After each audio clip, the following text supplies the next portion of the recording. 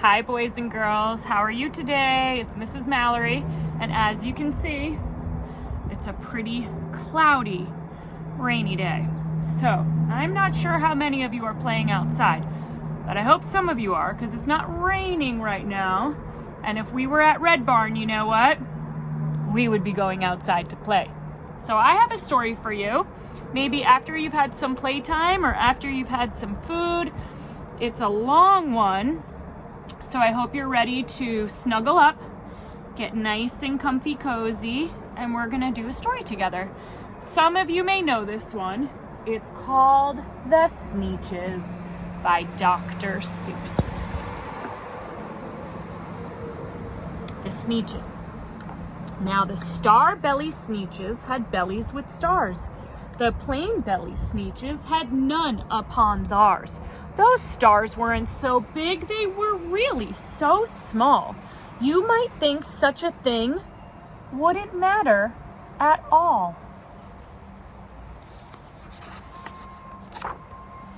But because they had stars, all the star belly Sneetches would brag we're the best kind of Sneetch on the beaches. With their snoots in the air, they would sniff and they'd snort. We'll have nothing to do with the plain belly sort.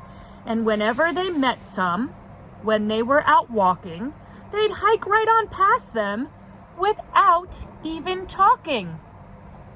When the star belly children went out to play ball, could a plain belly get in the game? Not at all. You only could play if your bellies had stars, and the plain belly children had none upon theirs. When the star belly Sneetches had frankfurter roasts or picnics or parties or marshmallow toasts, they never invited the plain belly Sneetches. They left them out cold in the dark of the beaches. They kept them away, never let them come near. And that's how they treated them year after year. Not very nice, was it, friends? Then, one day, it seems, while the plain belly Sneetches were moping and doping alone on the beaches, just sitting there wishing their bellies had stars, a stranger zipped up in the strangest of cars. "My friends," he announced in a voice clear and keen, "my name is Sylvester McMonkey McBean, and I've heard of your troubles. I've heard you're unhappy, but I can fix that. I'm the fix-it-up chappie. I've come here to help you. I have what you need, and my prices are low, and I work at great speed, and my work is 100% guaranteed." Wonder what he's gonna do. Then, quickly, Sylvester McMonkey McBean put together a very peculiar machine, and he said, "You want stars like a star belly Sneetch? My friends, you can have them for $3 each. Just pay me your money and hop right aboard." And they clambered inside. The big machine roared, and it clonked, and it bonked, and it jerked, and it burked, and it bopped them about. But that thing really worked. When the plain belly Sneetches popped out, they had stars. They actually did. They had stars upon theirs. See them? See their happy faces?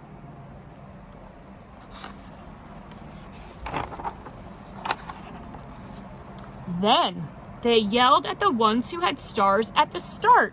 "We're exactly like you. You can't tell us apart.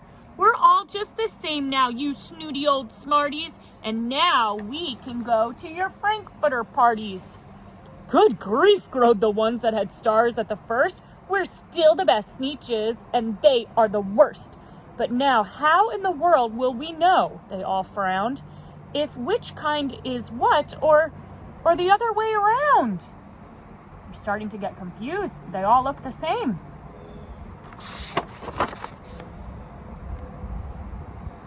Then up came McBean with a very sly wink.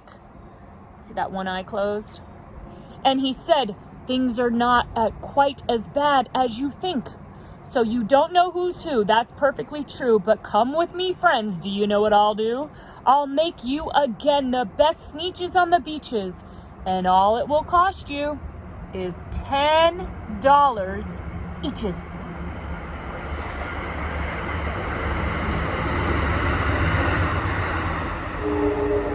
Do you hear the train? Belly stars are no longer in style, said McBean. What you need is a trip through my star off machine. This wondrous contraption will take off your stars so you won't look like Sneetches who have them upon theirs. And that handy machine, working very precisely, removed all the stars from their tummies. Quite nicely. Then, with snoots in the air, they paraded about and they opened their beaks and they let out a shout. We know who is who. Now there isn't a doubt. The best kind of Sneetches, the Sneetches without. Then, of course, those with stars all got frightfully mad. To be wearing a star now was frightfully bad. Then, of course, old Sylvester McMonkey McBean invited them into his star off machine. Then, of course, from then on, as you probably guessed, things got really into a horrible mess. Whoa. Look at all the Sneetches. Look at Sylvester. What's he standing in front of? Whoa. All the rest of that day on those wild screaming beaches, the fix-it-up chappie kept fixing up Sneetches. Off again, on again, in again, out again. Through the machines they raced round and round again.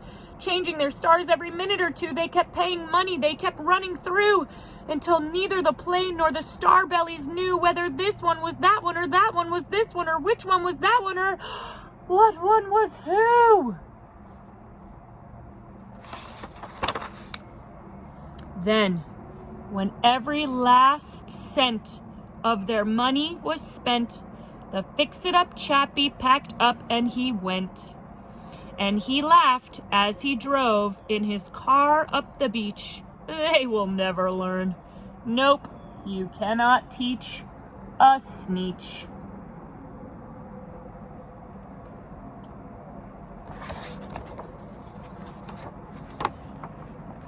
But McBean was quite wrong. I'm quite happy to say that the Sneetches got really quite smart on that day. The day they decided that Sneetches are Sneetches and no kind of Sneetch is the best on the beaches. That day all the Sneetches forgot about stars and whether they had one or not upon theirs. The end. Hope you guys like the story. I know I love that one. And it has a great lesson in the end. So maybe your parents can talk to you a little bit about what the story means and how you can take care of each other, right? Whether you have a star on your belly or a friend of yours has a pink stuffed animal that you really love and you don't have one, doesn't mean we're better than anybody else, right? Mwah. Love you guys. Have a great day. Miss you.